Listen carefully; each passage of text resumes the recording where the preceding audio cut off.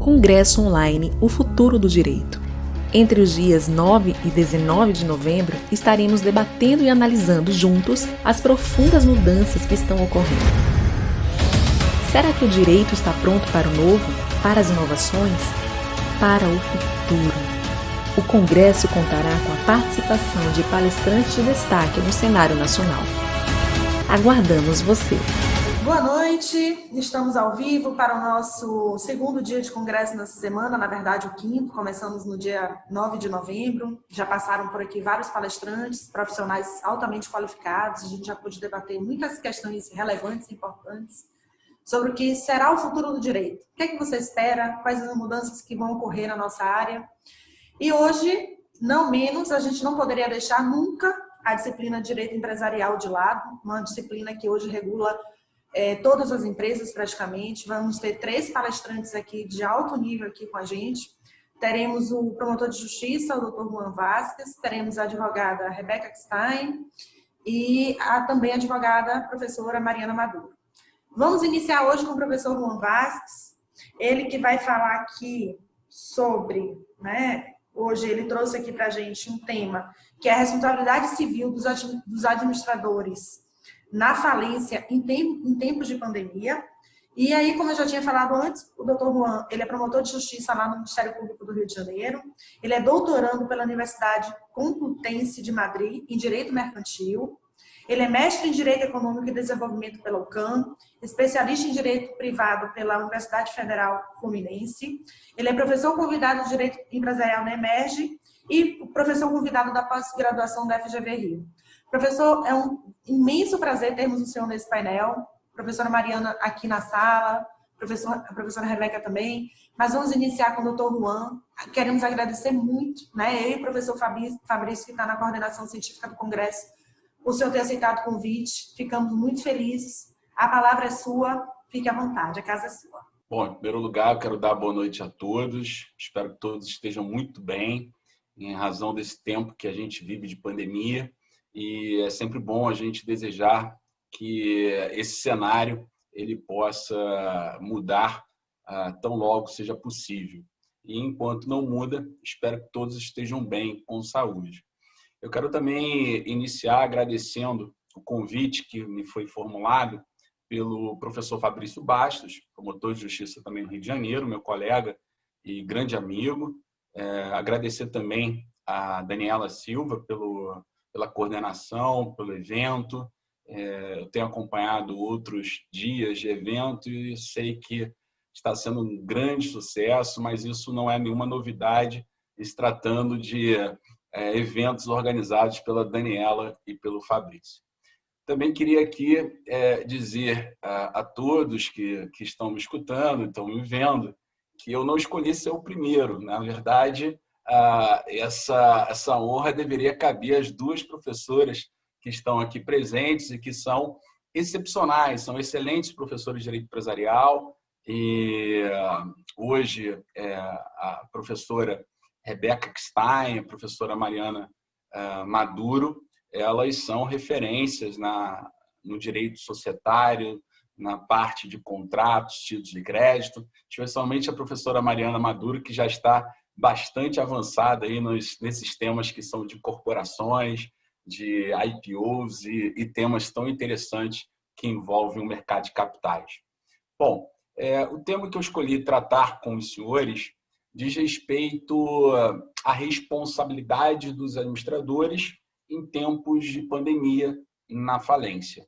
Então, eu trago para vocês um tema de responsabilidade civil, não tem nenhuma relação com o direito penal, e, ao mesmo tempo, que eu falo sobre responsabilidade civil, que é um tema que todos vocês conhecem, todos vocês já estudaram a responsabilidade civil, e aqui, na essência, não tem nada tão diferente quando a gente estuda uma ação, por exemplo, de responsabilidade civil, mas algumas questões que são importantes que envolvem o direito falimentar, e especialmente durante esse momento que nós vivemos de pandemia.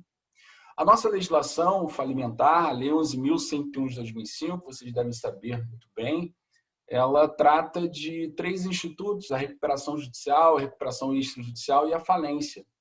A gente vê muitos eventos tratando sobre recuperação judicial, recuperação extrajudicial.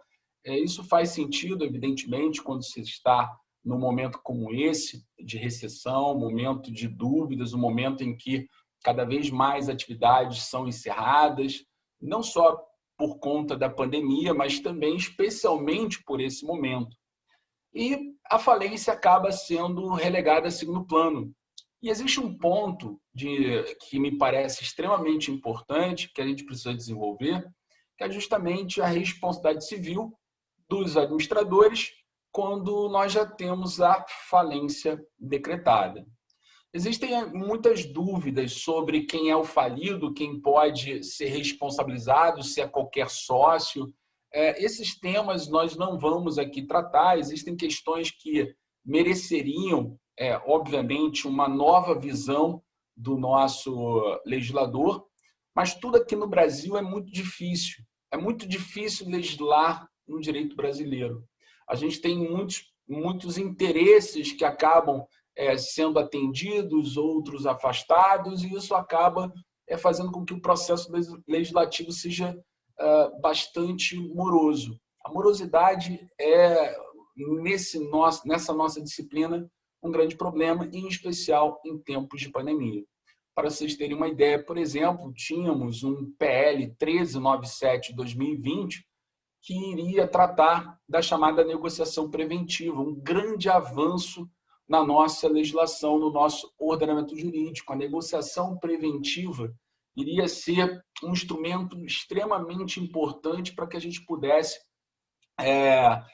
tratar da insolvência, especialmente nesse momento. E seguíamos nesse PL os modelos que já estavam sendo adotados, já estavam em prática na Europa.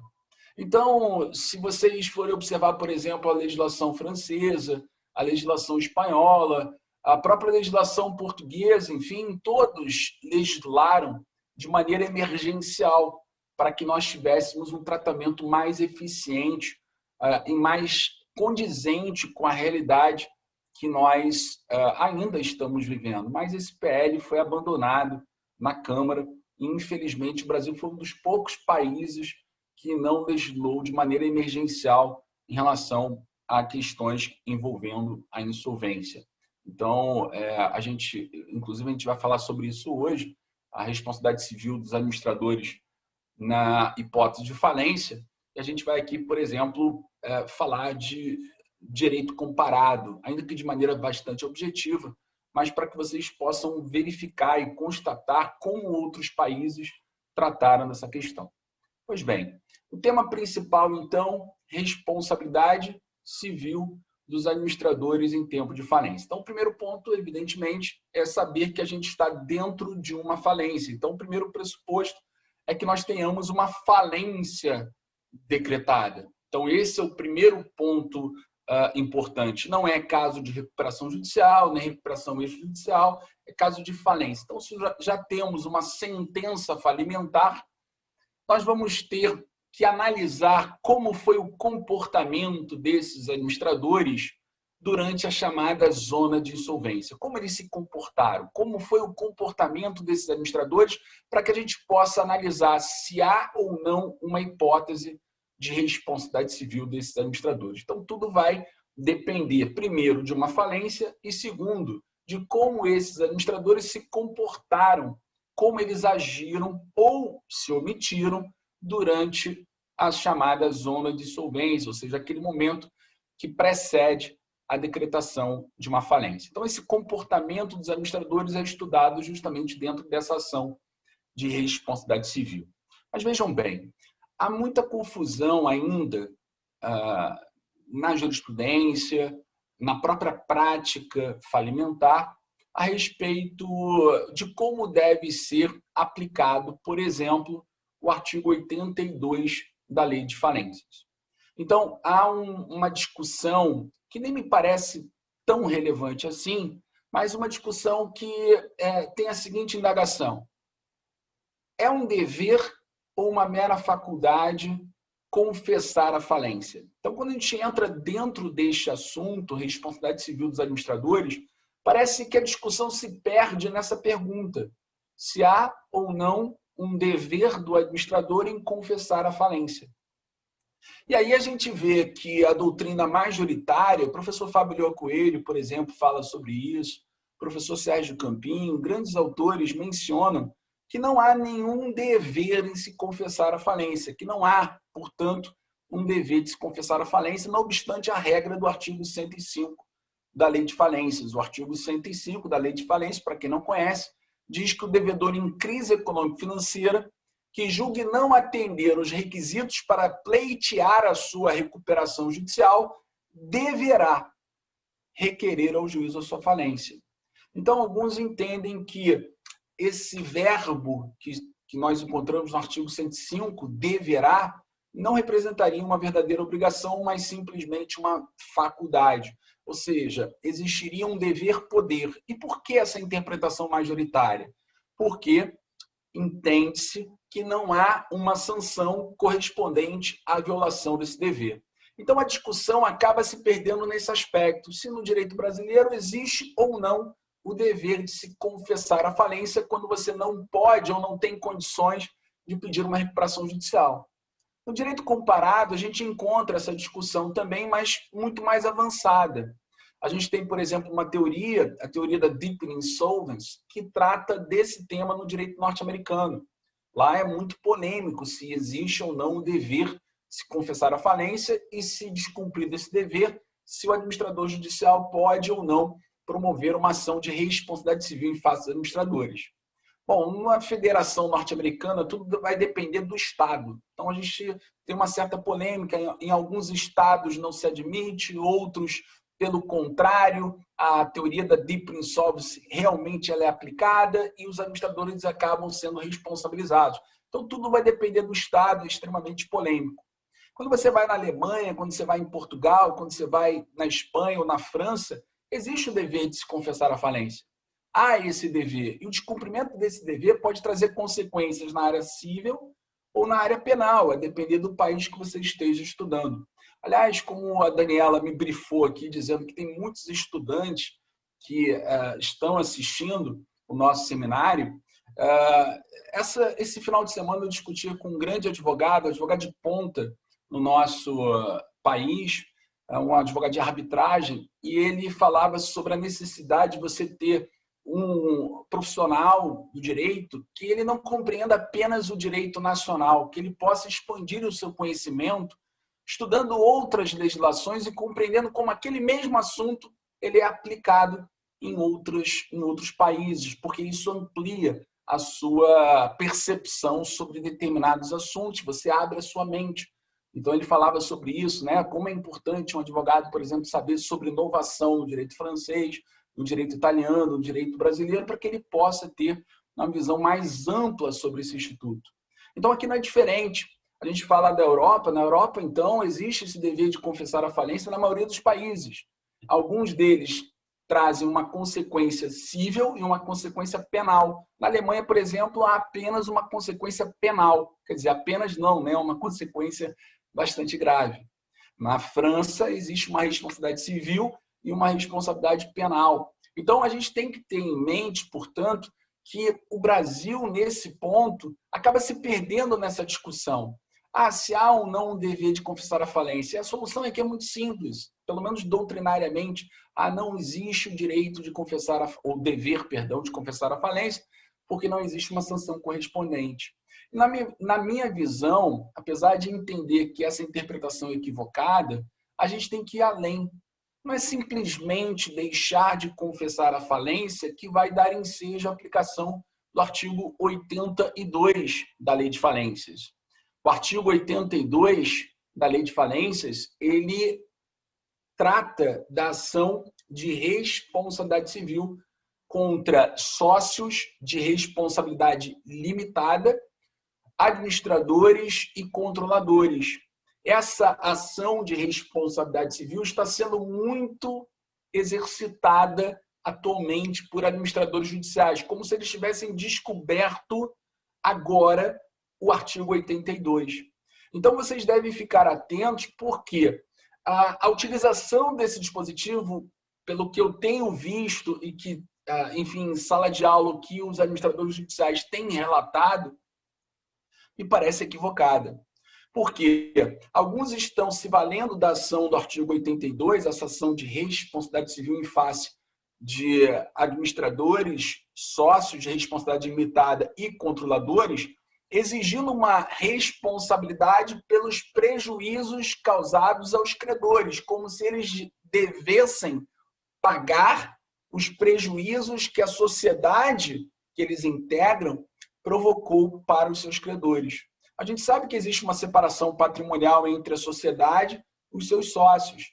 Os sócios, a princípio, não devem ser responsabilizados por dívidas que são da própria sociedade. Então, essa ação de responsabilidade civil, na minha leitura, ela em nenhum momento tem a pretensão de, ao final, gerar uma responsabilidade civil que faça com que o réu, esse sócio ou esse administrador, tenha que pagar as dívidas da sociedade, porque isso aqui não é desconsideração da personalidade jurídica. Não tem os mesmos pressupostos da desconsideração. A desconsideração pode chegar a esse objetivo, alcançar, portanto, essa finalidade. Desconsideração da personalidade jurídica, a gente afasta, portanto, a personalidade jurídica da sociedade, alcança os bens dos sócios e esses bens vão ser utilizados para o pagamento das dívidas da sociedade. Se ela estiver falida, não vai mudar em nada. Nós vamos usar o Código Civil, a teoria maior da desconsideração, o incidente de desconsideração da personalidade jurídica previsto no CPC e vamos chegar a essa responsabilização. Mas aqui não é desconsideração, aqui é uma ação de responsabilidade civil. E qual é o objetivo, qual é a finalidade dessa ação de responsabilidade civil? Na minha visão, essa ação ela tem um objetivo muito específico. Você tem que, como autor dessa ação, demonstrar que efetivamente o réu agravou a insolvência com o seu comportamento. E ele só deve ser responsabilizado por aquilo que ele efetivamente agravou. Então, o autor dessa ação deve demonstrar que o réu, no caso o sócio, o administrador, antes da falência, com o seu comportamento, ele acabou agravando a insolvência. Sem essa demonstração, a improcedência deve ser reconhecida dessa pretensão. E no mais, a gente tem que lembrar que o objetivo não é fazer com que esse réu pague as dívidas da sociedade, mas que ele faça, portanto, ressarcimento daquilo que ele, com o seu comportamento, ele agravou. E esse é um ponto que tem sido esquecido. Não se discute esse tipo de cenário. Tratam a ação de responsabilidade civil como se fosse uma desconsideração da personalidade jurídica. É aí que entra o advogado que vai trabalhar essa contestação e vai, evidentemente, demonstrar ao juiz que está errado, o cenário está equivocado, não se trata de desconsideração, o objetivo dessa ação de responsabilidade civil do artigo 82 é outro, o objetivo é justamente alcançar, portanto, uma indenização, mas pelo o que foi agravado. Por isso eu disse no início que aquela pergunta acaba desvirtuando o tema principal. Se há ou não um dever de confessar a falência. Não é pelo simples fato de ter deixado de confessar a falência que ele deve ser responsabilizado. Se ele deixou de confessar a falência, então a gente tem que verificar como esse comportamento agravou a insolvência.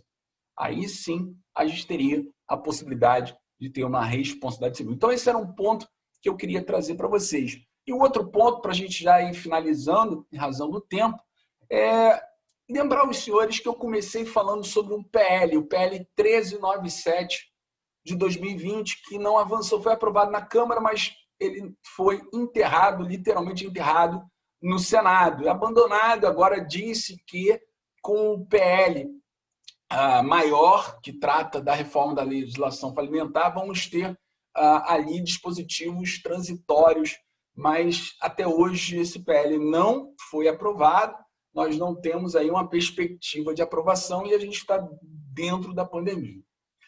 E eu falo isso porque tem um assunto, que é a ação de responsabilidade civil que a gente está tratando hoje, que poderia ter, portanto, um tratamento diferenciado. Porque veja que, por exemplo, no Reino Unido, nós temos o tratamento da responsabilidade civil na legislação falimentar E é um tema muito caro para eles. Ou seja, os empresários no Reino Unido, eles sabem que se eles praticarem uma conduta como a descrita, como, por exemplo, uma fraude antes da falência, ou se eles deixarem de confessar a falência agravando a insolvência, eles irão ser responsabilizados. Eles sabem disso. E aí o que fez o governo do Reino Unido durante a pandemia? Logo no início da pandemia, o governo do Reino Unido percebeu o seguinte: a empresa é fundamental para a economia. Não existe economia sem empresa. É como se você estivesse trabalhando numa indústria que não tivesse máquinas. Então, como a empresa é fundamental para o desenvolvimento da economia, eles simplesmente, durante a pandemia, eles suspenderam a responsabilidade civil dos administradores. Então, não temos, nesse momento, no Reino Unido, a responsabilidade civil dos administradores para que eles possam, nesse momento, maximizar todas as possibilidades e estratégias possíveis para que eles possam recuperar as empresas. E é por isso que, recentemente, vocês devem ter visto que o PIB, né, no Reino Unido aumentou, e muito, mas muito por conta de ações que foram tomadas desde o início da pandemia. Então, a mensagem final que eu gostaria de deixar para vocês é a seguinte: olha, temos um tema importante na lei de falências, um tema pouco explorado, mas que está sendo hoje judicializado, abre, portanto, um caminho para uma advocacia, não só atuando com a administração judicial, mas também para a defesa desses réus, que é a ação de responsabilidade civil com base no artigo 82. E se você observar a técnica dessa ação, provavelmente você vai desconstruir teses que estão sendo elaboradas por administradores judiciais em todo o nosso país. E lembre-se, né? A gente tem, portanto, aqui que sempre utilizar a técnica.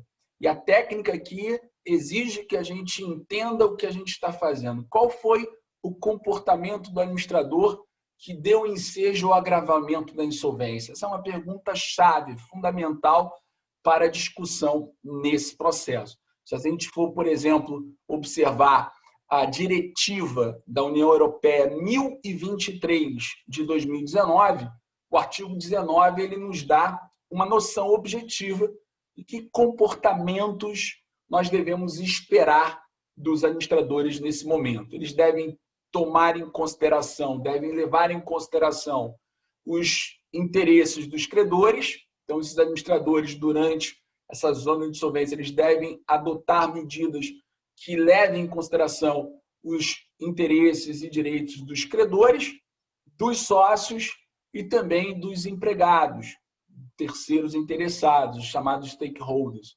Devem adotar medidas para evitar a insolvência e devem evitar qualquer conduta que seja dolosa ou que configure uma negligência grave que possa colocar em risco a viabilidade da empresa. Então, são considerações que me parecem importantes justamente para advogados que querem abrir novas frentes, né, de trabalho e que possam, usando a técnica, né, aí começar a aparecer no mercado e ser contratado ou como administrador judicial ou defendendo também aqueles que estão em situação de insolvência. Então, um caminho aí que está aberto para todos vocês. Eu fecho a minha participação, então, em razão do tempo, agradecendo mais uma vez a Daniele Silva, ao professor Fabrício Baixo pela oportunidade, e estou aqui ansioso, né, para ouvir, essa é a razão de eu estar aqui, para ouvir a Rebeca e a professora Mariana Maduro também. Muito obrigado a todos.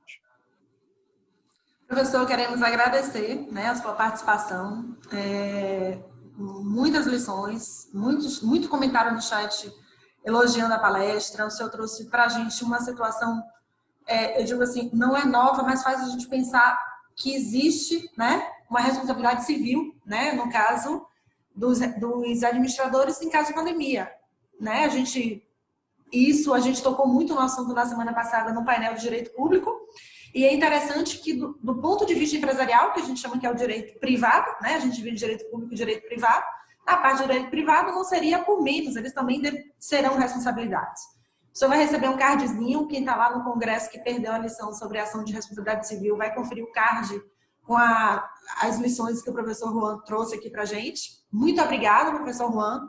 Eu vou dar sequência ao painel com a participação agora da professora Mariana Maduro.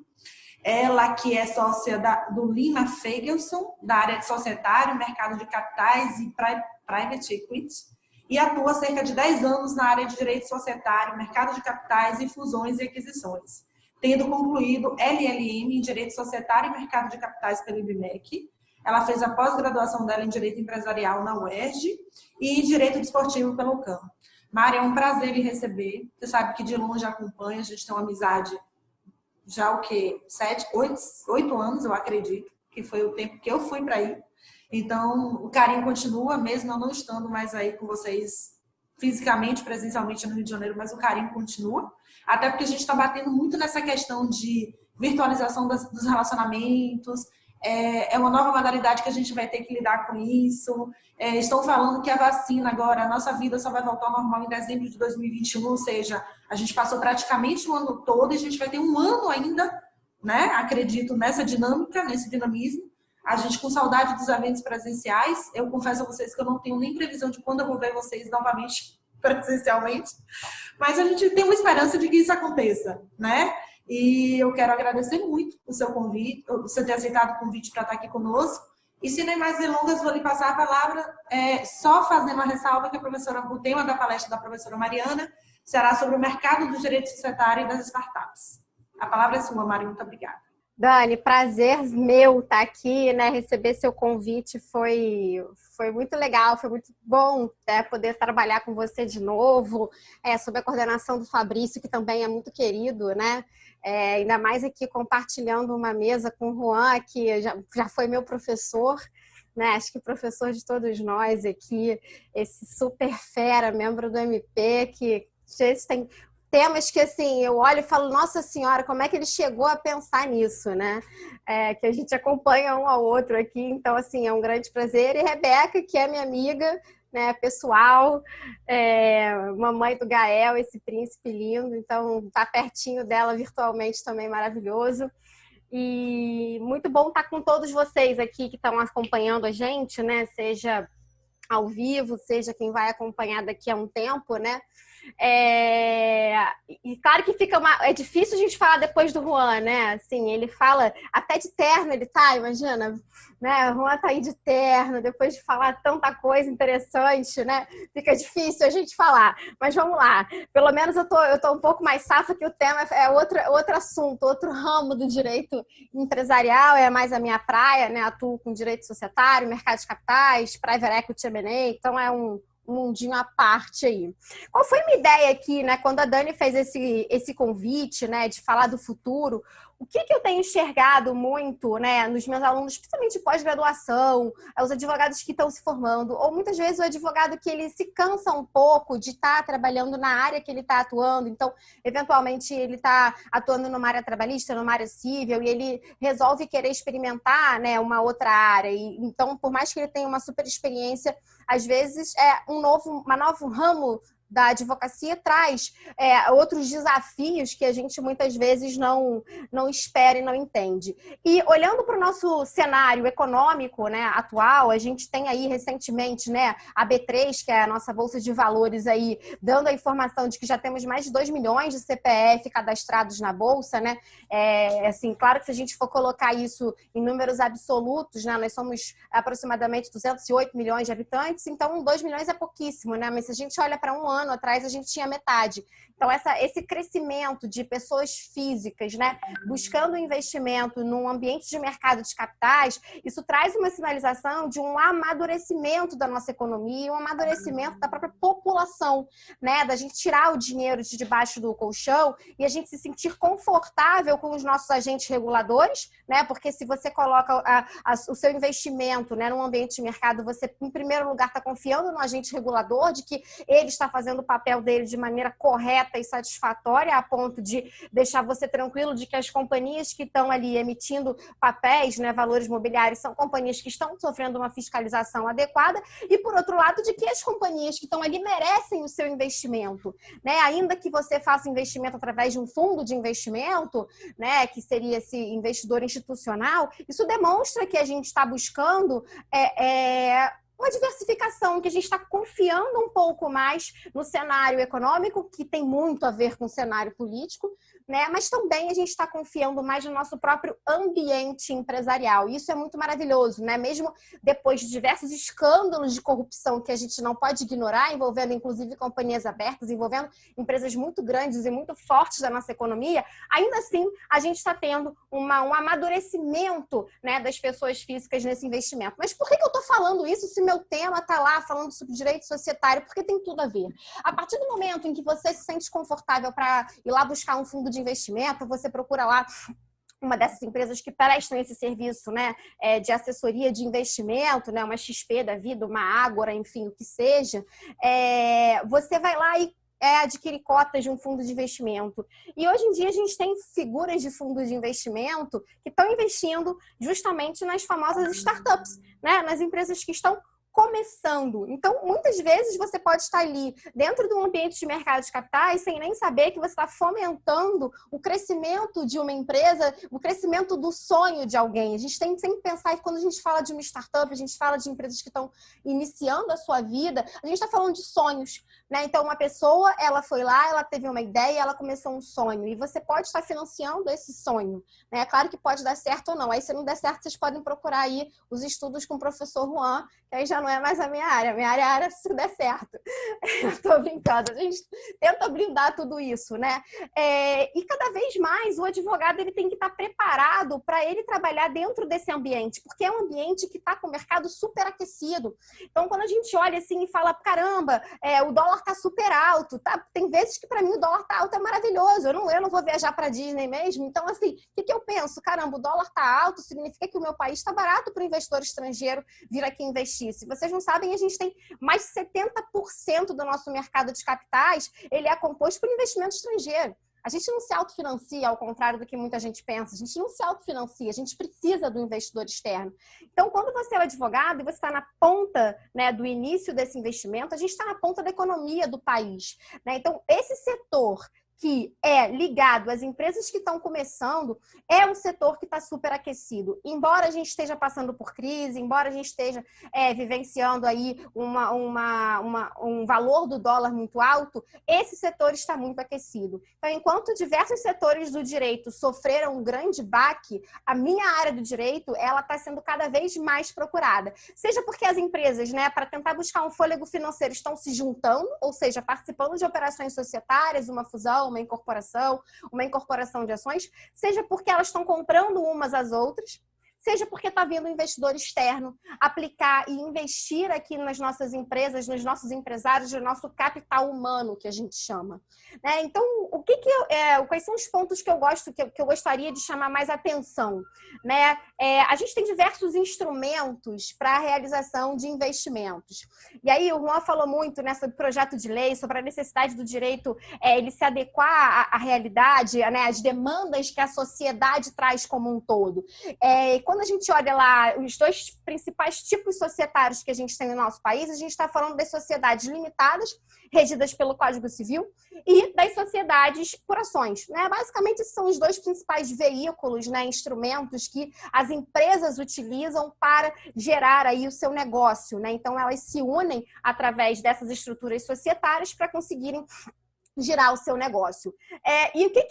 Por que eu estou falando sobre isso? O que a gente mais tem, né, nas juntas comerciais arquivadas, tirando o empresário individual, são justamente as sociedades limitadas, né? E depois a gente vai ter as sociedades por ações.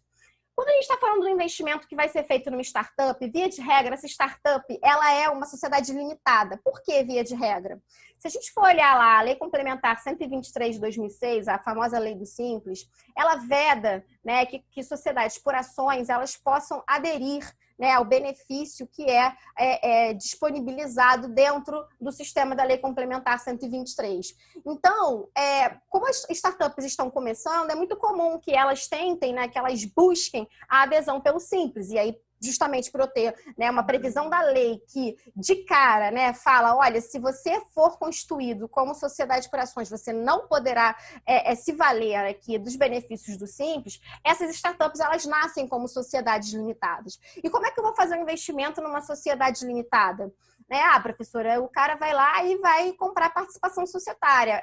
Você quer ser sócio de uma limitada em que a gente sabe, o professor Juan acabou de falar, desconsideração de personalidade jurídica. Vocês já pararam para ler como é que funciona a desconsideração? Infelizmente, na prática, né, é um pouco caótico, mas assim, tem tribunais, né, principalmente no Tribunal do Trabalho e tal, que eles saem entendendo que, na verdade, não há nenhuma subsidiariedade, né? Não há nem ali a responsabilidade da própria empresa. Ele já vai para cima dos sócios e não está interessado em saber se o sócio é sócio administrador, se ele é minoritário, ainda que você possa, né, recorrer e ter defesa. Isso é um tipo de dor de cabeça que muitas vezes o investidor, num primeiro momento, ele não quer.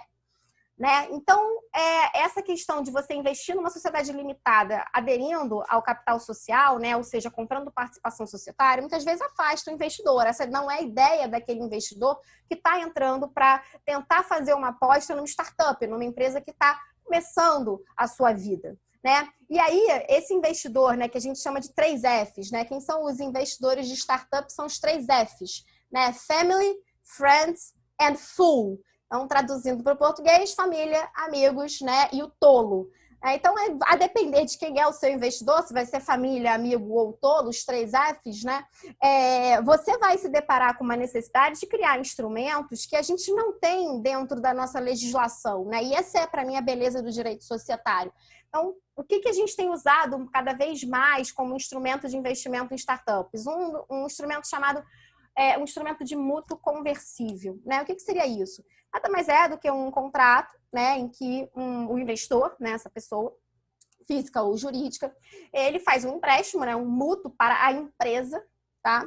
E na data de vencimento desse mútuo, basicamente, esse investidor, ele tem a opção, né, de escolher se ele vai querer executar o mútuo, ou seja, exigir que a empresa pague, né, o retorno desse investimento que foi feito, desse empréstimo que foi feito, ou seja, olha, o investidor colocou aqui 100 mil nessa startup, então ao final de 24 meses ele vai ter a opção de receber esses 100 mil, né, com juros, atualização, da forma que ficar ajustado, ou ele vai converter, e daí o nome, né, do instrumento, ele vai converter esse mútuo em participação societária. Ou seja, se a gente for olhar para o direito societário básico, nada mais é do que você integralizar capital social com o crédito, né? Então, você vai capitalizar o crédito que aquele investidor tem para com aquela sociedade.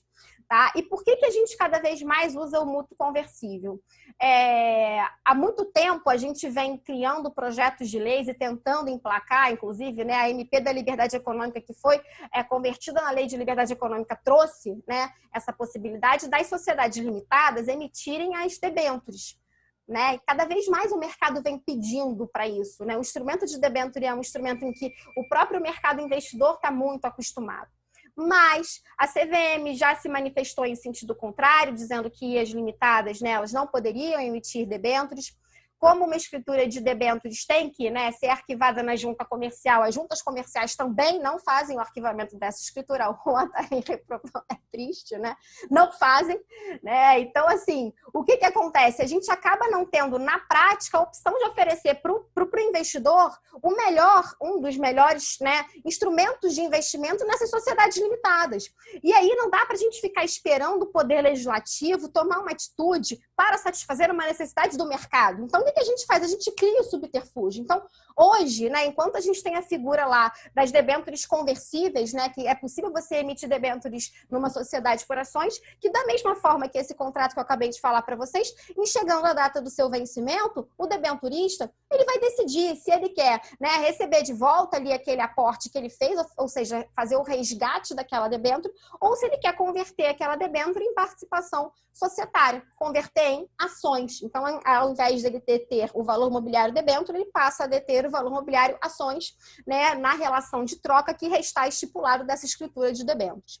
Então, quando a gente analisa, né, o mercado e essa necessidade e toda essa vontade da gente oferecer para os investidores cada vez mais instrumentos que eles confiem, e como eu disse antes, né, a gente tem que pensar que os investidores que a gente tem hoje, muitos deles são estrangeiros, e eles estão acostumados a determinados padrões de investimento. Então, eles querem usar praticamente o mesmo tipo de contrato de investimento que ele usa nos Estados Unidos, que ele usa na Alemanha, que ele usa na Espanha. Então, cada vez mais a globalização faz com que a gente tenha acesso, né, a um capital estrangeiro, e esse estrangeiro, ele quer também que a gente adapte a nossa realidade, né, dentro do que a nossa legislação permite, ao que o mercado faz, a proteção que o mercado externo oferece para o investidor.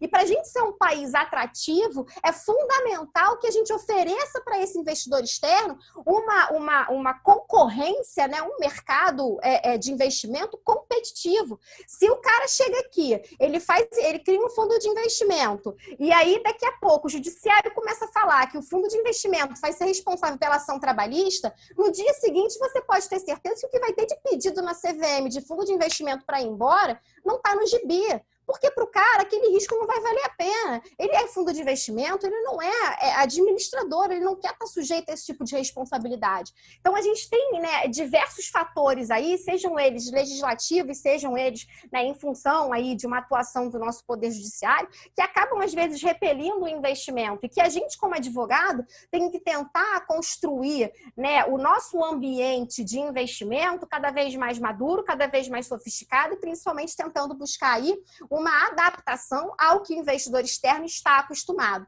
E, por outro lado, né, não é só o investidor estrangeiro que vem aqui. Nós também estamos indo às compras. Né? Então, eu também preciso, entre aspas, claro, educar o meu investidor interno. Então, quando o meu investidor interno ele aparece numa operação para fazer um investimento numa empresa estrangeira, se ele já está acostumado com a sistemática, né, de um instrumento de investimento aqui, com cláusulas padrão, quando ele chega lá fora com um advogado estrangeiro, ele também vai demonstrar que o país dele é evoluído e que o país dele sabe como é que funciona esse tipo de investimento. E por mais que você possa achar que isso é uma besteira, isso impacta, é um efeito dominó que é importantíssimo e relevantíssimo para a nossa economia. Então, quando eu quero falar das startups, eu acho que é fundamental que a gente tenha em mente, né, que cada vez mais a gente precisa sentar, estudar, olhar para o mercado estrangeiro, né, parar de crucificar o estrangeiro faz bem para a nossa economia, é claro que dentro de um limite razoável, né, a gente não pode também esquecer que temos legislação aqui dentro, mas que é importante sim nós sermos um mercado atrativo, né? E aí vem outro ponto que eu falei com a Dani, assim, eu queria dar dicas, né, para os advogados, assim, entenda, para trabalhar com direito societário você precisa saber falar inglês. Hoje a gente tem diversos aplicativos, diversas fontes que você consegue falar inglês, então assim, faça um investimento no inglês. O direito empresarial, ele caminha junto. O Juan falou, né? O deepening solvency. É um termo em inglês. Então, assim, ainda que eu esteja falando ali, né, de um tema do direito recuperacional, que ele falou em 20 minutos, ele em 20 minutos usou o termo em inglês. Então, não adianta você querer se especializar no direito empresarial sem você buscar um curso de inglês, você buscar aprofundar o estudo em inglês. Muitos textos são escritos em inglês. Muitos desses documentos que a gente produz têm que ser produzidos em inglês, porque o investidor é estrangeiro, porque a empresa é estrangeira. Então, busquem isso. E para fechar, né,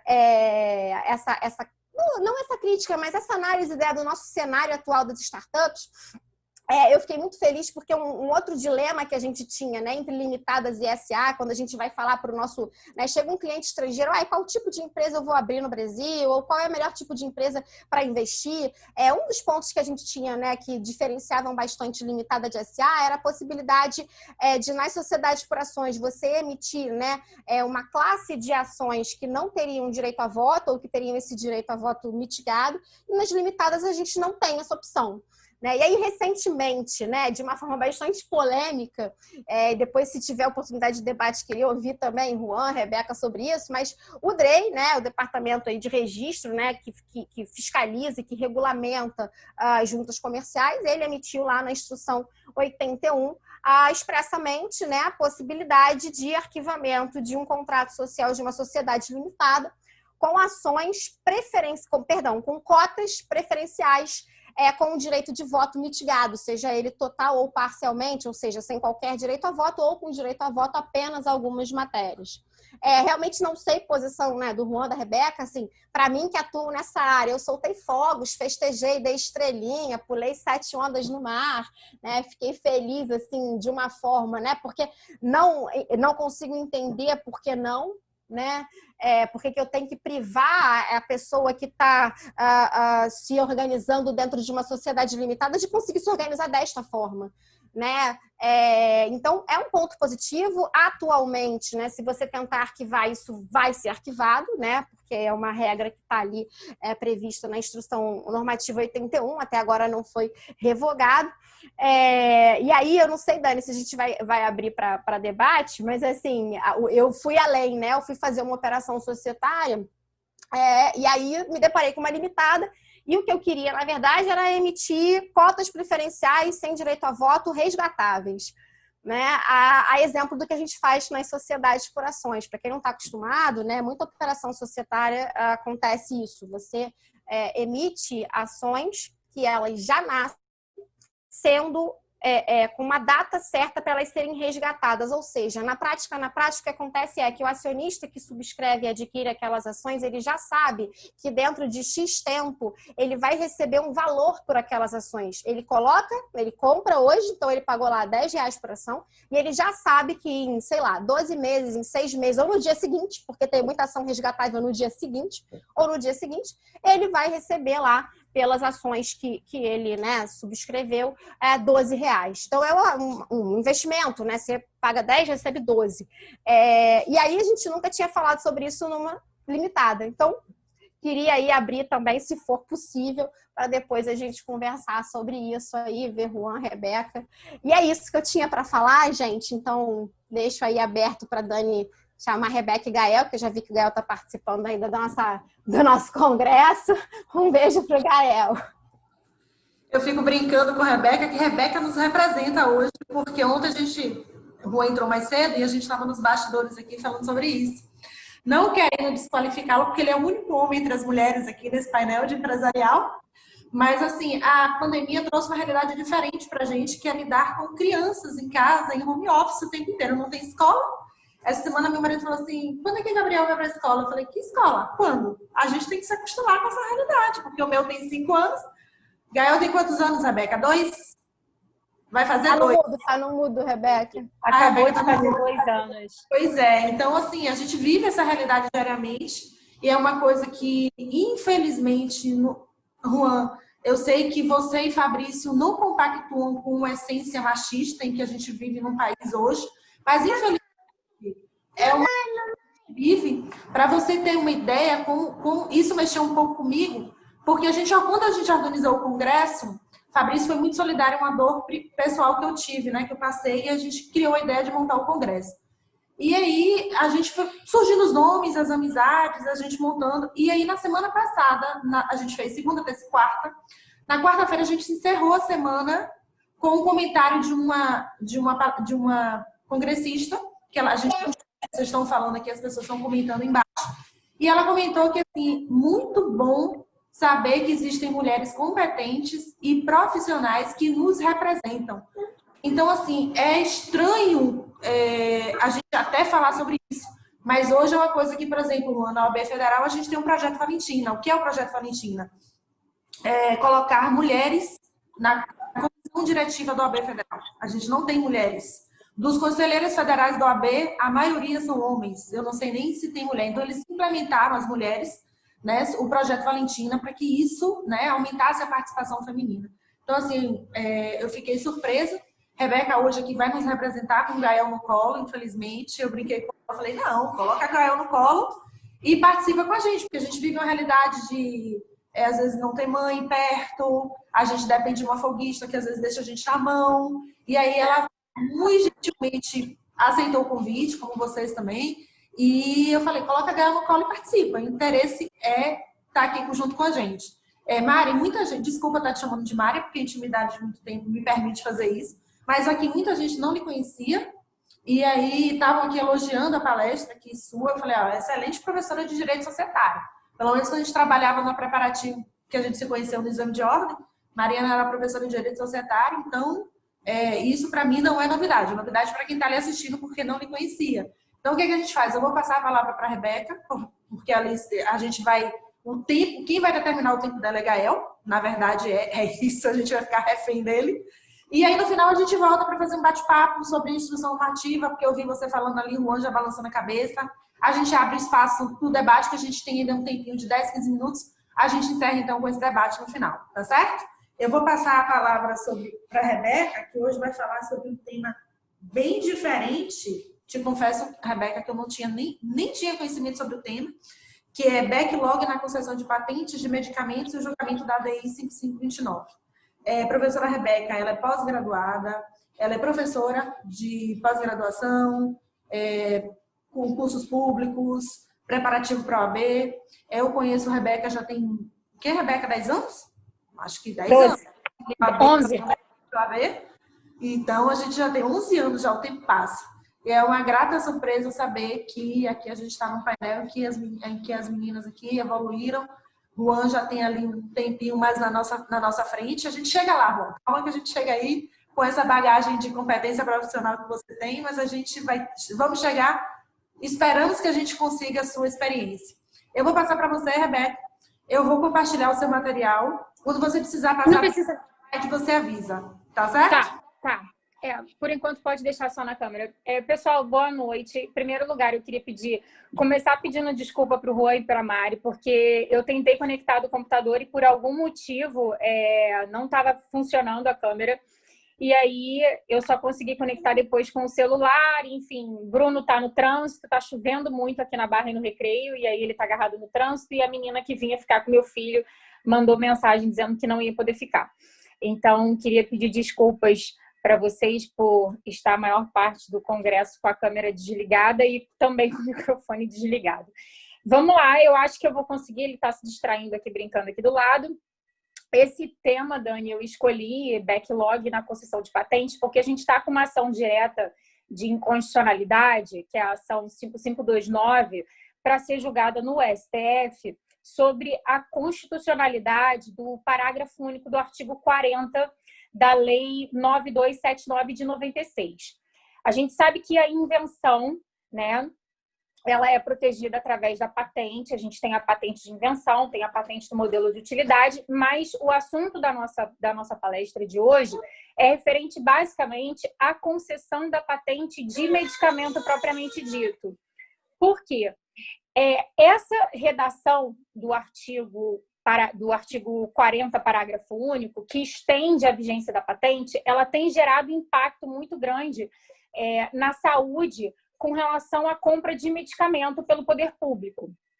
Então, o que significa a expressão backlog num primeiro momento? O backlog é o acúmulo de pedidos no INPI para análise da patente, seja ela patente de medicamento ou qualquer outra patente, qualquer tipo de invenção ou modelo de utilidade.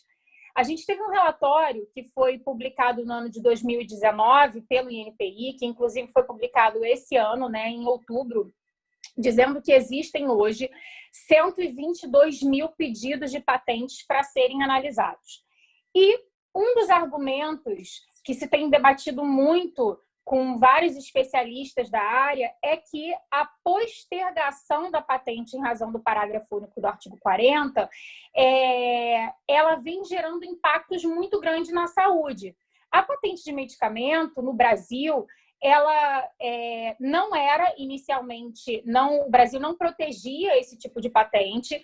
A proteção, ela só aconteceu a partir do acordo TRIPS que a gente teve, né, que foi incorporado no Brasil em 1995.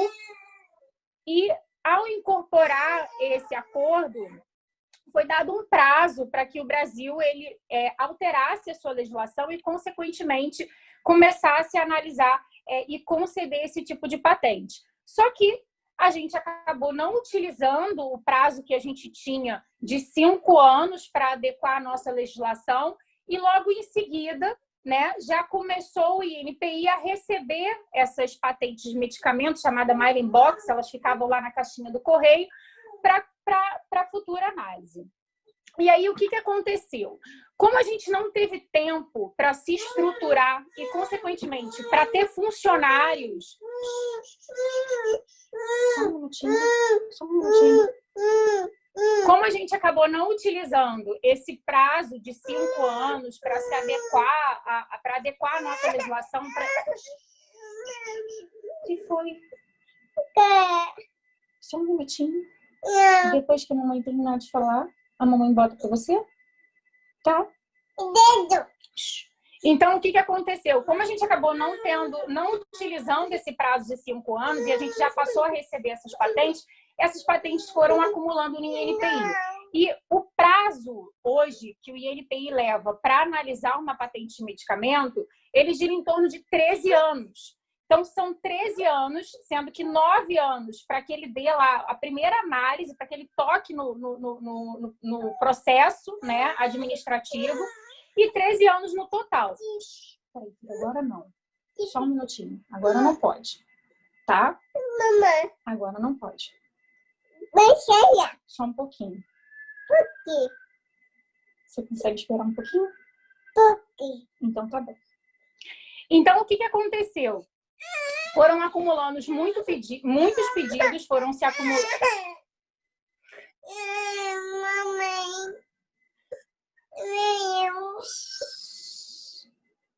Gente, desculpa. É sempre assim. Faz parte, Rebeca. A gente está aqui, a gente entende isso, é normal. Fique tranquila. Dói? Pronto, passou. Rebeca, nada é mais humano do que essa participação do Gael nesse congresso. Gente, é sempre assim. Na hora que a gente mais precisa, é impossível a gente conseguir manter eles quietinhos. Enfim, vamos lá. Vou tentar continuar. Então, o que aconteceu? Esses pedidos acabaram se acumulando no INPI e o prazo que o INPI leva hoje para a concessão de uma patente de medicamento é de 13 anos. E qual é a importância dessa ação direta de inconstitucionalidade que está em tramitação no STF e a gente espera que ela seja julgada procedente para declarar a inconstitucionalidade do artigo 40, do parágrafo único do artigo 40. O parágrafo único, ele determina que o prazo de vigência mínimo da patente, quando for de invenção, vai ser de 10 anos e quando for de modelo de utilidade, 7 anos. Então, no artigo 40, a gente tem a regra geral, que é adotada por todos os países. 20 anos na concessão da patente de invenção e 15 anos no modelo de utilidade. Sendo que o Brasil adotou a gente chama de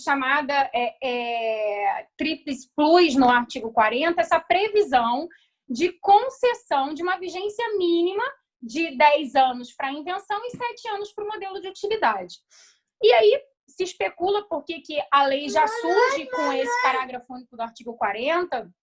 E um dos motivos é justamente o Brasil ele leva tanto tempo sempre nos procedimentos administrativos que a gente já está prevendo aqui que ele vai levar muitos anos para a concessão, que serão muitos depósitos, ele não vai se estruturar e aí, consequentemente, com essa extensão do parágrafo único, a gente consegue fazer com que o inventor tenha aquele prazo mínimo, né? Que seria 10 anos no caso da invenção e 7 do modelo de utilidade. Doutora Mariana, eu vou precisar de seu apoio. Eu brinquei com o Juan mais cedo que eu sou zero em direito empresarial. Então, eu preciso que você conduza o debate, inclusive sobre a norma que você citou sobre o 80. Eu só vi o Juan ali balançando a cabeça, não sei se ele concorda ou não concorda, mas para quem é especialista ali, você fique à vontade aí no debate. Dani, pois é, vou te falar que muitos especialistas também não entendem, então você não entender tá tudo certo, porque tem um monte de gente que trabalha com isso e também não entende, então tá tudo certo. Engraçado que eu entendi, aqui você falando sobre startups, a gente ali percebendo, doutor Juan ali falou mais cedo sobre ação de responsabilidade civil. Super entendi, mas assim, eu preciso que você conduza o debate com o maior carinho do mundo. Eu não tenho problema em assumir isso. Então, vamos embora. Não, eu queria entender, na verdade, Juan, assim, até porque eu tenho tentado debater isso ao máximo, porque como isso é muito a minha prática, né? E para mim, no meu dia a dia mesmo, é super relevante, porque é uma dificuldade que a gente encontra na hora que a gente vai fazer um planejamento estratégico para uma companhia, eu vou fazer uma operação societária, um planejamento sucessório, né? Porque isso são tipos de mecanismos que a gente não aplica só dentro de um ambiente corporativo, né? Quando eu estou falando em planejamento sucessório, através da utilização de veículos que são sociedades para você fazer um planejamento sucessório, esse tipo de mecanismo é um tipo de mecanismo super relevante, super importante, né?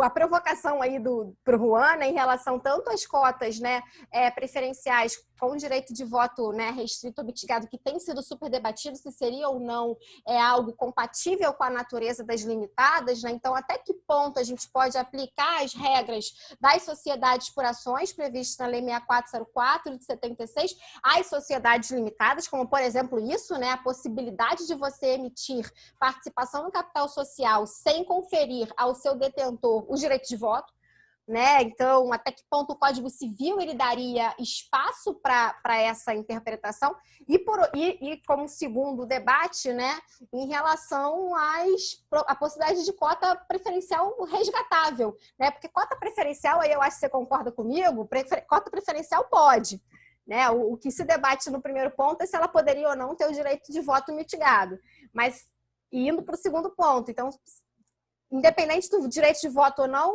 o que você acha também em relação à possibilidade de emissão de cotas resgatáveis, né, em que fosse possível a própria sociedade limitada, emissora dessas cotas, resgatar essas cotas, claro, né, observando também os limites impostos pela lei de SA, lá, o artigo 30 da lei de SA, que exige que a sociedade, no momento em que ela faça a recompra, né, ou o resgate, que ela tenha saldo de lucros ou reserva suficiente. Mas eu queria entender, Juan, eu queria ver o seu lado da moeda, né, porque o meu lado da moeda é melhor dos mundos, isso aí tem que existir, eu bato palma, aplaudo por 7 anos. Mas, né, existe o outro lado da atuação empresarial. Bom, Mariana, eu, em primeiro lugar, eu queria aqui parabenizar não só a professora Mariana, como também a Rebeca, que fez uma exposição muito clara, muito objetiva e que trouxe assuntos que são extremamente importantes. Eu fico muito feliz de participar de um congresso em que a gente tem profissionais tão gabaritados, assim, que evoluíram tanto na profissão e que são muito jovens ainda. Realmente eu já tenho um pouco mais de experiência de idade, né? Mas certamente a Rebeca e a Mariana já estão muito à frente nesses temas que elas abordaram. Então, eu fico muito feliz. Com relação às provocações que foram colocadas para debate, eu queria dizer que antes de ser promotor de justiça foi advogado durante 5 anos na área societária e de franchising, e essas discussões elas existem há muito tempo, cotas preferenciais, cotas em tesouraria, a questão de cotas, né, hoje chamada de resgatável, mas cotas em secretaria, tesouraria, a questão das patentes mailbox, que a Rebeca vinha desenvolvendo a sua exposição. Todos esses temas são temas que até hoje se discute. Então, eu vou começar pelas questões envolvendo cotas preferenciais e cotas em tesouraria ou secretaria ou resgatáveis, como foi colocado pela professora Mariana. Em primeiro lugar, as cotas em tesouraria ou resgatáveis, absolutamente possível. Não vejo nenhum empecilho, nenhuma incompatibilidade com a lei societária. Eu quero dizer para a professora Mariana que antes de passar e ingressar ao Ministério Público do Rio de Janeiro, naquela época advogado, eu fiz operações de cotas em secretaria e não houve nenhum problema para arquivamento, inclusive na junta comercial, até porque ainda não existiu o Código Civil de 2002. Foi com o decreto ainda 3708 de 19. Eu não ia falar isso, né? Porque isso diz muito sobre, né, a idade, mas Ainda com o decreto 3708 de 19, a antiga Lei de Sociedade por Cotas de Responsabilidade Limitada, o artigo 8º autorizava expressamente. E até hoje ele é utilizado como referência. A própria professora Mariana falou aqui da questão da necessidade de você observar os fundos disponíveis para aquisição dessas cotas, que não pode ter redução do capital. Falava o artigo 8º em acordo de cotistas, se não tiver previsão no contrato social, então os próprios sócios podem deliberar nesse sentido. Não vejo nenhuma incompatibilidade. Hoje a gente tem que se valer da Lei de SA como referência. O artigo 30, parágrafo 1º da Lei de SA vai ser utilizado, então, como referência, já que é o mais próximo que nós temos da sociedade limitada. Então, cotas de tesouraria resgatáveis, não vejo nenhum problema. Quanto às cotas preferenciais, são 2 pontos, e a professora Mariana destacou bem os 2 pontos. O primeiro é o mais fácil, é admitir as cotas preferenciais. Então, também não vejo nenhuma incompatibilidade nós termos nas sociedades limitadas cotas preferenciais. Acho que é um instrumento extremamente útil, como foi colocado pela professora Mariana, inclusive para outros assuntos que muitas vezes saem do direito empresarial, para profissionais, advogados que lidam, por exemplo, com direito de família, sucessões. Extremamente importante você entender o que significa ser sócio, o que significa titularizar cotas, que tipo de cotas, que tipo de direito, por exemplo, tem um ex-cônjuge no momento de uma separação, de um divórcio, em relação àquelas cotas que são titularizadas pelo outro consorte, né? Olha aqui, eu usando uma expressão bem antiga, né? Entregando de novo. Bom, mas esse ponto de cotas preferenciais me parece perfeitamente possível. Você pode criar classe de cotas preferenciais, por exemplo, estabelecendo um dividendo fixo, um dividendo mínimo, hipóteses que estão, inclusive, contempladas no artigo 17 da Lei de SA. Esse ponto, inclusive, Mariana, o DREI não autorizava cotas preferenciais na época em que eu advogava. Não se admitia cotas preferenciais, embora houvesse algumas juntas comerciais que autorizavam, né? Naquela época não existia essa unificação como hoje a gente tem centralizado no DREI. Era o antigo DNRC e era um órgão estatal, então as juntas tinham mais independência, então tinha uma certa discussão quanto à unificação. Então algumas juntas admitiam, outras não, mas em regra o DNRC, que foi sucedido pelo DREI, não autorizava. Depois a Instrução 38 de 2017 do DREI passou a falar expressamente nas cotas preferenciais, mas naquela época não se falou na possibilidade de cotas preferenciais sem direito a voto.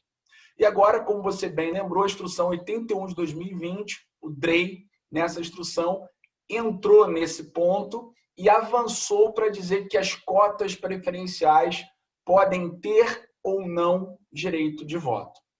Bom, eu discordo dessa inovação, né, proposta pelo DREI, e me parece que o grande obstáculo que, na minha opinião, não dá para ser superado é o fato de que nós temos nas sociedades limitadas, diferentemente do que acontece nas sociedades anônimas, o direito de voto como sendo essencial. E o direito de voto ele é essencial porque os sistemas de quórum, de instalação e deliberação nas assembleias e reunião de sócios é diferente do que acontece na Lei de SA. O sistema de instalação de uma assembleia na limitada ou de deliberação, para você saber se foi aprovada ou não uma determinada deliberação na limitada, é pelo chamado capital social e não pelo capital votante. Então, como o sistema é do capital social e não do capital votante, me parece que o DREI não tinha nem essa possibilidade, nem essa liberdade de inovar, porque a ideia do DREI é regulamentar. Então, se a nossa legislação, inclusive ao contrário do que pressupõe o DREI, diz que o sistema para deliberações é do capital social, nós não poderíamos ter uma inovação como essa, ainda mais para um órgão que simplesmente tem como objetivo regulamentar. Então, me parece que viola o princípio da legalidade. Como por outras vezes, o DREI, por exemplo, disse que na EIRELI, na empresa individual de responsabilidade limitada, só poderia ter a participação de pessoas físicas. Então, também naquela oportunidade, violou o princípio da legalidade e, evidentemente, isso mudou na instrução 38, depois na instrução 81. Claro que estava equivocado o DREI, pessoa jurídica, pessoa física pode fazer parte da EIRELI, porque não há nenhuma vedação legal. Então, a ideia basicamente é essa. Eu queria também aqui trazer mais 2 pontos para deixar para vocês debaterem. Por exemplo, falou-se aqui das debêntures. As debêntures na sociedade limitada. Esse instrumento é extremamente importante para as sociedades limitadas. Não vejo nenhuma, sinceramente, eu não consigo enxergar nenhuma incompatibilidade das debêntures com as sociedades limitadas. Ah, mas é um valor mobiliário. Olha, as limitadas emitem outros valores mobiliários. Nota promissória comercial da instrução 565 da CVM, 566 de 2015, né, da CVM, né, 566, é um valor mobiliário que é emitido, inclusive, publicamente, segundo o artigo 2º dessa instrução. Temos o contrato de investimento coletivo hoteleiro, na instrução 602, que pode também ser objeto de emissão por parte de sociedades limitadas. Então, essa questão de que é incompatível com a limitada emissão de valores mobiliários. Não me parece que essa seja a realidade atual. A doutrina, se a gente pegar, por exemplo, o professor Jorge Lubo, diz que uma oferta privada de debêntures seria possível. Eu vou além. Acho que é possível não só uma oferta privada, mas uma oferta pública, desde que autorizada pela CVM, como acontece em algumas circunstâncias, como esse caso da nota promissória comercial, que a racionalidade econômica é idêntica, né? Porque é investimento a curto prazo, né? A nota promissória comercial, enquanto que as debêntures são a longo prazo. E também a gente tem que entender que não existe nenhuma proibição legal nesse aspecto. Então, não vejo nenhuma incompatibilidade nesse ponto. Então, acho que, inclusive, há um projeto no Senado, do senador Flávio Bolsonaro, que pretende, inclusive, autorizar a oferta pública de debêntures, e acho que esse projeto deve ser incentivado para aprovação. Eu vi algumas lives de especialistas nessa área e que eles trouxeram números importantes de como isso vai fomentar a atividade econômica, especialmente para startups, que é o seu interesse de atuação. Bom, e a outra provocação aí seria do assunto que a Rebeca estava desenvolvendo aqui, que seriam as patentes mailbox. A gente tem ali um ponto interessante no artigo 229, parágrafo único da Lei 9279 de 96, que, a meu sentir, assim como também a jurisprudência do STJ faz, afasta a aplicação do 40, parágrafo único, nesses casos de patentes mailbox, né, envolvendo, inclusive, essas patentes de medicamentos, que, como bem disse a Rebeca, antes do acordo TRIPS, não se admitia esse tipo de patente no nosso país. Então, a gente tem ali uma grande discussão se a gente aplica para essas patentes mailbox somente o caput do artigo 40 ou se a gente aplica também o parágrafo único do artigo 40 para elas. Na minha opinião, pelo 229, parágrafo único, pela jurisprudência do STJ, essas patentes mailbox, elas deveriam ter apenas o prazo do artigo 40. E isso influencia, impacta, como bem disse a Rebeca, foi cirúrgica, numa política pública, para que essas patentes sejam quebradas, evidentemente, para que elas percam a possibilidade dessas empresas explorarem sem que o governo tenha que pagar preços que sejam extorsivos para que esse medicamento chegue até a população. Então, me parece que é uma questão interessantíssima que a Rebeca trouxe para aqui. Eu queria deixar aqui os parabéns para as duas professoras, porque os temas certamente foram o que mais atraíram neste seminário, nesse nosso congresso promovido pela Daniela. Mais uma vez, parabéns às duas professoras, que eu estou aqui só aprendendo com vocês. Juan, a Rebeca, como ainda não ligou a câmera, ela pode estar com o Gael, então vou tomar a palavra aqui. alguns pontos, né? Primeiro, começando pelo final, né? Em relação à emissão de debêntures penas limitadas, o mais interessante, Juan, é que a instrução 480 da CVM, que é a instrução que trata sobre os emissores de valores mobiliários, né?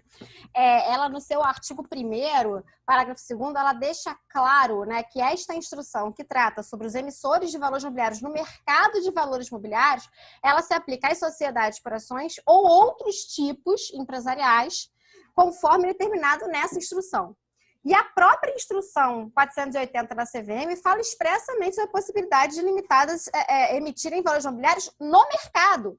Então, assim, muito além de falar dessa defesa, que me parece uma defesa muito rasa, né, para dizer que não poderia, falar, a limitada não pode emitir valor mobiliário. Gente, mas aonde que isso está escrito? Né? A Lei 6385, né, que no artigo 2º traz o rol de valores mobiliários que nós temos no país, em nenhum momento fala, estes são os valores mobiliários que, contudo, só podem ser emitidos por SA.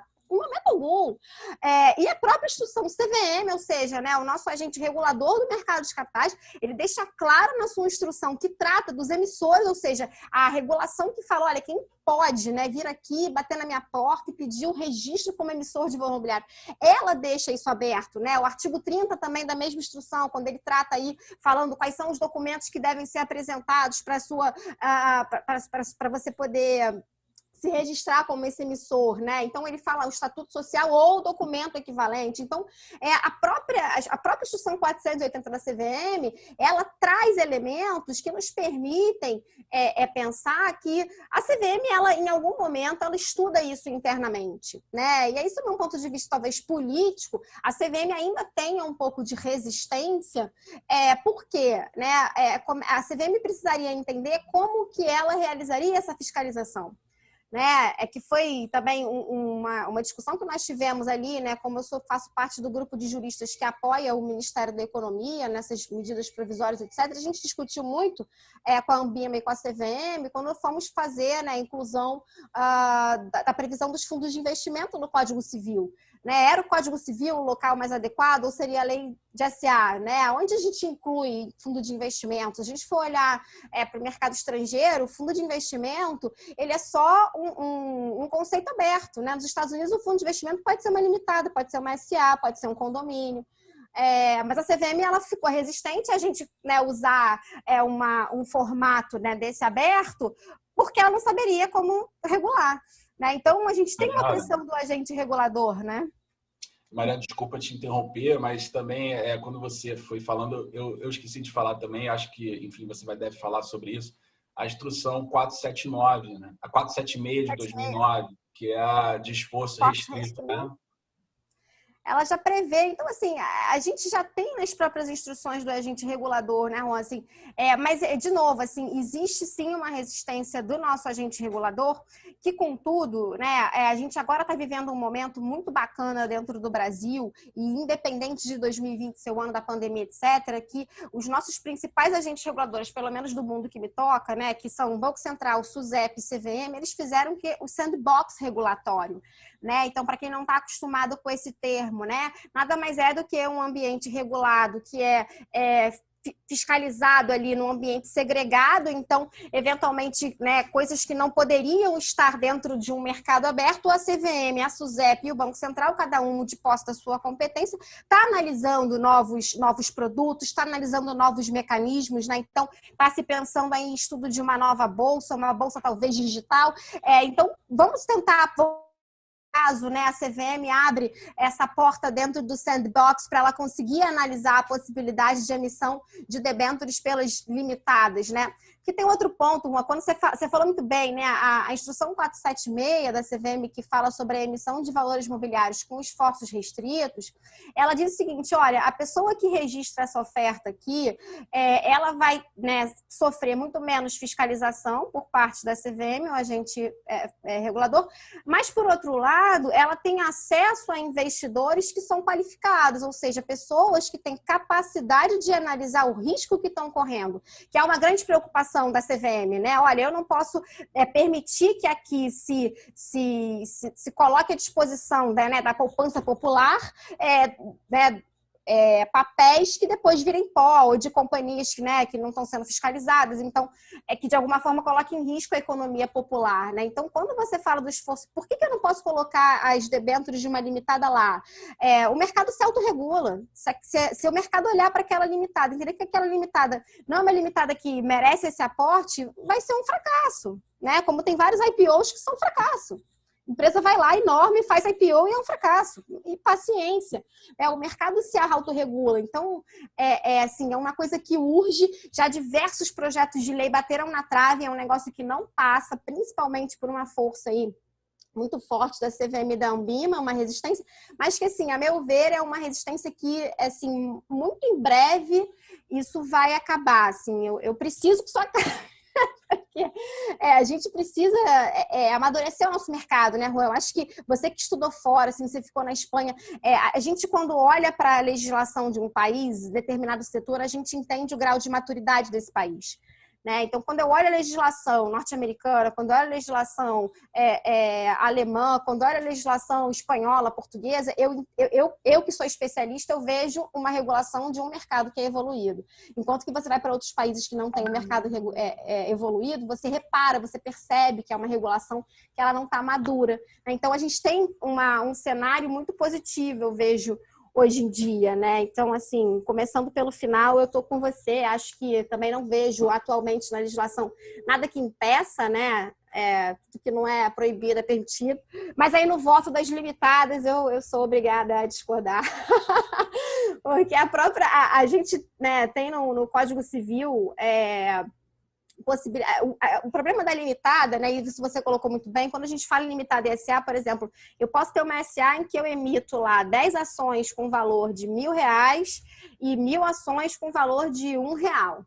Né? Se eu for botar isso em percentual do capital social, ambos os sócios fizeram o mesmo investimento, porém, o que vai ter 10 ações, ele vai ter 10 votos, porque a gente tem uma regra básica que é one share, one vote, uma ação, um voto. E o mesmo cara que colocou R$1.000, mas ele recebeu 1.000 ações, o que é possível numa SA, ele vai ter 1.000 votos. Então, por que lá eu posso ter essa discrepância entre investimento e o voto, o que a gente não consegue fazer numa limitada? Na limitada, às vezes, a gente faz de propósito, né? A gente emite uma cota com valor de tanto para obrigar num evento de sucessão aos sucessores estarem em conjunto ali, para eles não terem oportunidade de perturbar a empresa. Então, às vezes, a gente usa isso proposital. Então, eu crio, o sujeito vai ter uma cota e no momento da sucessão, essa uma cota não pode ser desdobrada, ou seja, eu não posso fazer com que essa uma cota vire várias, mas é uma cota que vai ter que vai significar num percentual de capital social 50%, 80%, enfim. Quando a gente perde isso na limitada, a gente também perde muita possibilidade justamente de tentar amadurecer a utilização desse veículo, né? E eu não consigo enxergar assim aonde que o Código Civil estaria vedando. E quando ele fala de quórum, e eu concordo plenamente com você, eu vou ter que olhar para o quórum com direito a voto. Né? A lei de SA, quando ela quer trazer quórums que vão abarcar as ações sem direito a voto, ela fala isso expressamente, mas nem sempre. Se a gente olhar lá o 129 da lei de SA, ele não está falando de capital com direito a voto. Né? Ele fala do quórum ali de aprovação de maioria dos presentes, mas ele não fala que é com direito a voto, mas é uma coisa que é óbvia, que é óbvio que é quem tem voto. Né? Mas se a gente for olhar lá o artigo 87 da lei de SA, que está falando sobre a Assembleia de Constituição, ele deixa expresso que ainda o acionista que houver subscrito ações sem direito a voto, vai ter direito a voto naquela Assembleia. Então, mesmo quando eu olho lá para o Lamy e para o Bulhões, né, que foram os grandes criadores da lei de SA, mesmo eles, dentro daquela lei que previa já desde o seu nascimento a possibilidade de ações com direito a voto ao tratarem de quórum, nem sempre eles usam a melhor técnica, que eu entendo, eu concordo com você, que seria você sempre falar sobre capital com voto, capital sem voto, principalmente com quórum. Né? E mais do que isso, né? Eu acho que a gente tem que ter, né, a autonomia da vontade. Se eu estou contratando, se eu estou fazendo um contrato, né, a limitada é uma sociedade contratual, se estou fazendo um contrato com você em que eu estou abrindo mão de ter um direito, por que um agente externo, né, o governo, quem quer que seja, junta comercial, vai interferir na minha vontade? né? Se a minha vontade é ser um investidor sem direito de voto, por que eu não posso ser um investidor sem direito de voto? Só porque é numa limitada? Porque a limitada tem um caráter empresarial muito forte, né? Assim, a sociedade civil... Posso provocar? Pode. É porque a professora Mariana, ela é uma das professoras que estiveram à frente da Lei da Liberdade Econômica, né? Então, grande defensora da autonomia da vontade. Então, não fiquei surpreso com esse tipo de colocação. Mas a minha provocação, então, é o seguinte: já que a gente está diante de autonomia da vontade, que tudo é possível, essa liberdade de contratar, o 1052, por exemplo, na sociedade limitada, trata da responsabilidade dos sócios. A provocação é o seguinte: a gente pode mudar a responsabilidade dos sócios diante de uma liberdade, uma autonomia. A gente pode, por exemplo, dizer que a responsabilidade não vai ser mais solidária pela integralização do capital. Aí que tá, Juan. Em relação ao 1052, eu estou falando de um direito de terceiro, concorda? Que não é signatário. Porque se eu estou tratando da responsabilidade, eu estou pensando num eventual credor, certo? Então, eu estou atingindo um direito de terceiro. E esse terceiro não assinou meu contrato social abrindo mão de me ter como responsável. Então, aí eu não estou falando mais de autonomia da vontade, porque o direito não é do sócio, o direito é do credor. Se o credor abrir mão, eu entendo que sim, tá? Se eu tenho um credor que abrir mão de responsabilidade, eu entendo que ele pode abrir. Então, assim, quando eu olho para a sua pergunta, né, em relação o direito do credor, não, aí eu não posso limitar, porque eu estou tratando de um direito de um terceiro que não é signatário, que não está utilizando o elemento volitivo, né, o elemento de vontade, que para mim é super relevante. Mas em relação ao direito de voto, é um direito que, se ele quer abrir mão, a meu ver, poderia. A Rebeca tinha aparecido ali. Acho que a gente quer aproveitar a aparição da Rebeca. Mas, bom, é total isso. Assim, eu não me considero libertária como a André, mas, assim, eu sou uma pessoa que defende muito a liberdade, assim. Acho que entre adultos, né? Eu sempre falo isso. Eu falo, cara, uma coisa é você pegar uma startup que está assessorada por ninguém, né? Um moleque ali de 20 anos teve uma ideia brilhante, aí chega lá um fundo de investimento bizarro com um escritório gigantesco por trás, aí eu vou falar que o cara teve autonomia da vontade? Brincadeira, né? A gente tem que ter razoabilidade. O pessoal tá aqui no chat dizendo que só tem fera aqui. Mari, travou? Travou. Tá aqui comentando que só tem fera aqui no chat. O debate em alto nível. Rebeca, apareceu a câmera aí. Eu vou deixar vocês só finalizarem. A gente está faltando 2 minutos para o próximo painel. Os professores já entraram aqui também. Hoje eu não abri Deixa a Rebeca para ela... Eu vou deixar vocês finalizarem para a gente fazer a transição de painel. Rebeca, tá no mudo. Aí. Não, eu deixei desligado por causa dele e esqueci. Só complementando o que o Juan falou sobre a questão das patentes Marimbox, na verdade, Juan, essa ação direta de inconstitucionalidade, a 5529, é para justamente declarar inconstitucional o parágrafo único e não aplicar ele para mais nenhum tipo de patente, mesmo com esse atraso. Por quê? O TCU ele apresentou um relatório, né, dentro desse pedido de ação direta de inconstitucionalidade que foi proposto em 2016, e esse relatório ele mostra que 86% das patentes de medicamento tem a sua vigência postergada. Então, quer dizer, a gente tem aí uma média, né, um estudo que foi apresentado pela Júnior Parames em 2019, de 1 até 3,8 bilhões que o SUS gasta mais com medicamento em razão dessa postergação prevista no parágrafo único, que não existe no direito comparado, né? Todo mundo adota lá o prazo de 20 anos para patente e invenção e 10 anos para o modelo de utilidade, e 15 anos para o modelo de utilidade. E, em média, lá fora, os escritórios levam no máximo 5 anos para analisar a patente. E aqui no Brasil, a gente leva, no caso da patente de medicamento, 13 anos, né? Então, assim, para o INPI tocar no processo, são 9 anos. Né? Eles começaram uma estruturação em 2019, só que com metas completamente absurdas, em que se questiona a análise desses pedidos, porque eles conseguiram reduzir em um ano mais de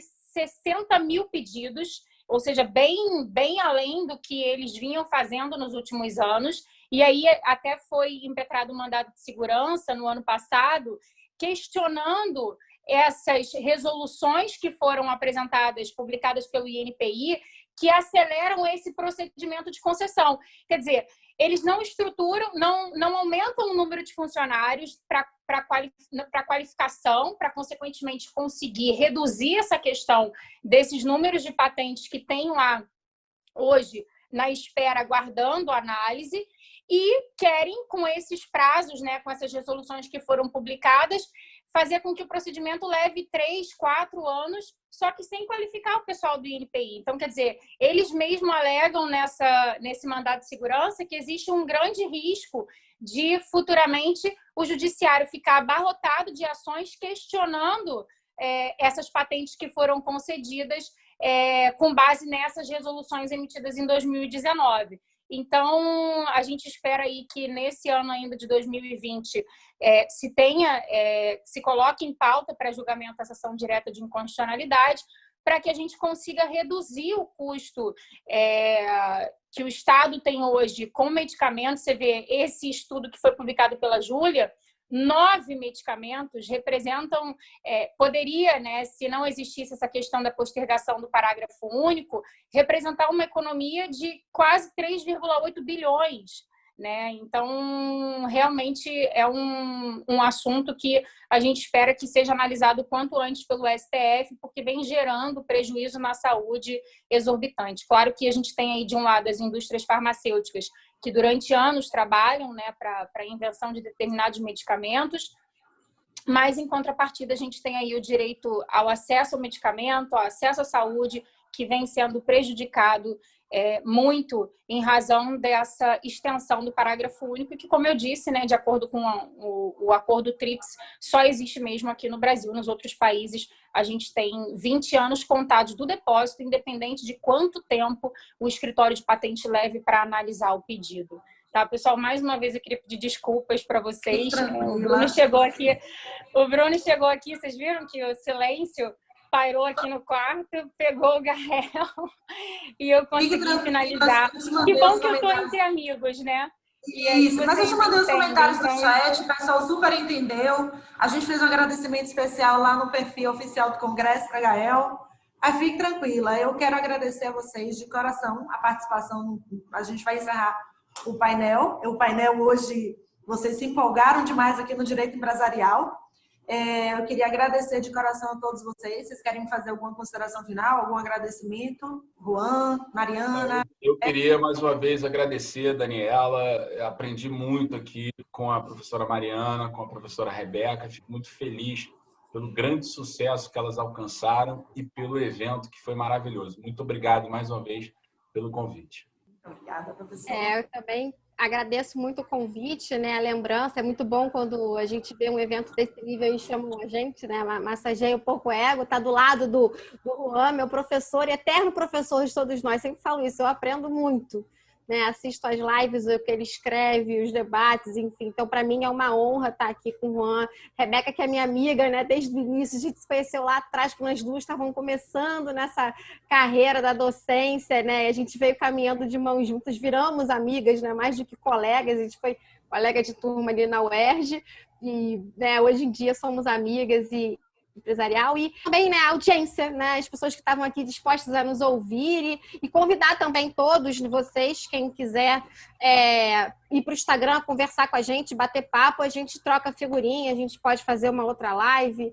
enfim, manda lá uma mensagem e a gente fala sobre os assuntos que forem interessantes para vocês. Obrigada, Dani, Fabrício, a organização do Congresso está sensacional. Obrigada, Dani, pelo convite, obrigada, Fabrício, pelo convite. Juan, mais uma vez, é um prazer enorme dividir esse bate-papo com você. Você sabe que nós, como suas alunas, seremos eternas admiradoras do seu trabalho. E obrigada, Mari, muito feliz de estar te vendo, né? E estar com você também aqui nesse congresso. Pessoal que está assistindo, obrigada pela paciência. E é isso, home office com filho, vocês sempre têm imprevisto, faz parte. Quero agradecer a todos vocês pela participação. Declaro encerrado o painel.